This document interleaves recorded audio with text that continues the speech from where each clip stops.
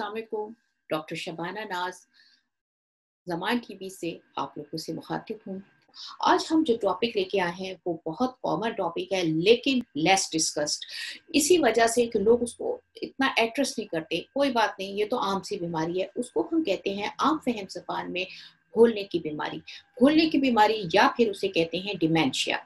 Dementia, Alzheimer's, ये एक ऐसी कॉमन बीमारी है जो कि उम्र के साथ-साथ होती है। आम ज़बान में हम इसको डिमेंशिया कहते हैं, लेकिन मेडिकल लैंग्वेज में ये neurodegenerative acquired neurodegenerative impaired cognitive disorder या सिंड्रोम कहलाती है। यानी इसका मतलब ये है कि ये वो बीमारी है जो पैदाइशी नहीं होती, लेकिन वक्त के साथ साथ कुछ ऐसे फैक्टर्स, उम्र या कुछ ऐसे मसाइल जिनकी वजह से ये बीमारी जो है वो शुरू हो जाती है। अच्छा, यूजुअली ये जो है वो एज से रिलेटेड होती है। फॉर एग्जाम्पल 60 साल की उम्र जैसे आप क्रॉस करते हैं तो 10% लोग इसमें सफ़र करते हैं, और 80 साल जैसे जैसे उम्र गुजरती है तो 20% यानी ज़्यादा लोग जो है इसका शिकार होते हैं। तो इसमें ये बीमारी ऐसी है कि जो कि इरिवर्सिबल है। इरिवर्स मतलब जो चीज़ें चेंजेस, जो डैमेजेस हो गए वो सही नहीं हो सकते, लेकिन अगर ये मज़ीद हम इसे बढ़ने से बचा लें, यानी खुदा न खास्ता ये मज़ीद बढ़ेगी तो मज़ीद आपको प्रॉब्लम होंगे। अच्छा, इसकी डिफरेंट टाइप्स हैं। ये तो आपकी इरिवर्सिबल हो गई, जो कि आपका हो गया तो उसको ठीक करना बहुत मुश्किल है। लेकिन कुछ इसकी टाइप्स हैं, वो है रिवर्सिबल। रिवर्सिबल इसकी दूसरी टाइप है, उसको हम कहते हैं वेस्कुलर डिमेंशिया। वेस्कुलर डिमेंशिया का मतलब ये होता है कि वो भूलने की बीमारी जो कि आपके ब्रेन में अगर आपका ऑक्सीजन कम हो गई, आपकी शुगर कम हो गई तो उसकी वजह से हुई।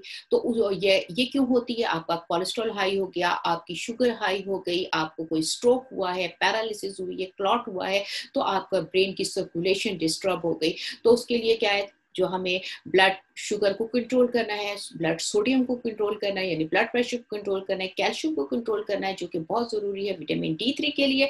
हमने अपना मेटाबॉलिक यानी बॉडी के सिस्टम को कंट्रोल करने के लिए अपना कैल्शियम, विटामिन D3 मेंटेन करना है, सोडियम लेवल मेंटेन करना है, cholesterol, sugar, blood pressure, obesity, ये तीनों चीज़ें हमें सब चीज़ें मेंटेन करनी है। तो हम एवेस्कुलर डिमेंशिया अगर हो भी गया है तो वो ठीक हो जाएगा।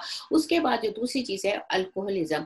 अल्कोहल जो लोग पीते हैं उसमें टॉक्सिन जो है ब्लड में क्रिएट होते हैं और वो ब्रेन में जाके ब्रेन को डैमेज करते हैं। तो अगर आप अल्कोहल का तर्क कर दें, स्मोकिंग तर्क कर दें, तो उसकी वजह से भी डिमेंशिया से आप निजात ट्रीटमेंट के साथ पा सकते हैं। इसके अलावा डिफरेंट टाइप के infection, HIV infection, for example encephalitis, hydrocephalus अगर होता है तो उसको आप प्रॉपर्ली ट्रीट करें तो डिमेंशिया ठीक हो सकता है।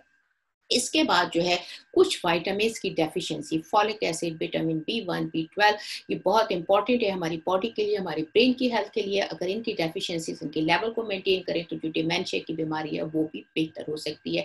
इसके अलावा जो रिवर्सिबल, जो ठीक होने वाला है, उसमें है ट्रॉमा। अगर किसी किस्म की चोट लग गई तो आपने उसे प्रॉपर हेड इंजरी को ट्रीट किया और आपका डिमेंशिया जो है वो डॉक्टर्स की मदद से ठीक हो सकता है। अच्छा, डिमेंशिया की अर्ली साइन सिम्टम्स अगर आपके किसी नेबर में, अपने पड़ोसियों में, अपने दोस्तों में, अपने घर वालों में हो, सबसे पहले तो आप जो है रिसेंट जो चीजें हैं उनको भूलना शुरू करते हैं। लेकिन अगर आप 20 साल पुरानी बात करेंगे वो उनको याद होगी, दोस्तों के नाम, स्कूल का नाम सब याद होगा। आपके अपने जैसे सुबह नाश्ता किया वो भूल जाएंगे, कोई मिलके गया उसको भूल जाएंगे, फिर उसके बाद अपने रिश्तों को पहचानेंगे लेकिन उनके नाम भूल जाएंगे। उसके बाद जो है वो अपने घर में किचन का रास्ता भूल जाएंगे, वॉशरूम का रास्ता भूल जाएंगे। उनकी पर्सनैलिटी चेंज होने लगेगी, काम और बहुत अच्छा इंसान एकदम इरिटेटिंग हो जाएगा, गालियां देने लगेगा, लोगों पे शक करेगा कि ये मेरी जान के दुश्मन हो गए।